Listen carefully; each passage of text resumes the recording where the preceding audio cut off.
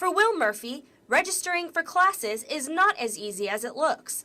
A lot of thought goes into deciding what classes he'll take. And once I look at the classes that really interest me, I break it down to which professor to take. So I typically get on Rate My Professor because it's free.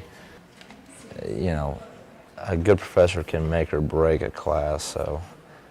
For others, talking to friends is the best way to decide on a class schedule. Your friends know you better and they can say, oh, I like this professor, but you probably shouldn't take them because you don't like writing and there's a lot of papers. Or, you know, I've heard really good things about this professor instead of this one. I think your friends probably are a great resource whenever you're registering for classes.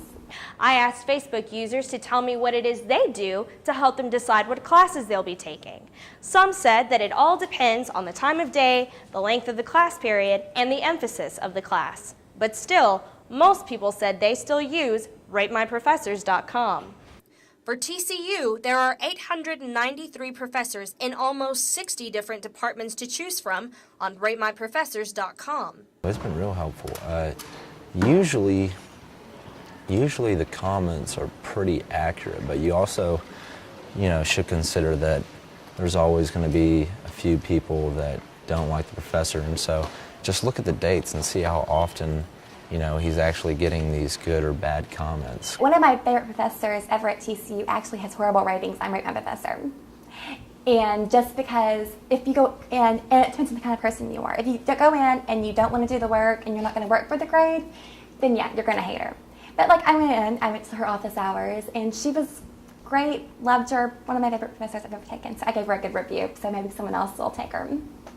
A study published in the Practical Assessment Research and Evaluation Journal found that RateMyProfessors.com has a close link to university student-teacher evaluations.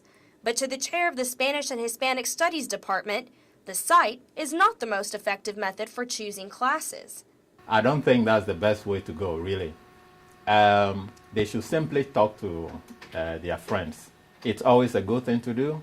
When they come to me, I am not going to easily tell them, go to Professor A versus Professor B. Why? Because professors bring strengths to the classroom in various ways. Dr. Agor says that students who are unsure about what classes to take should talk to their academic advisors for guidance. But for many, there will be some classes that they just have to take, regardless of what RateMyProfessors.com has to say.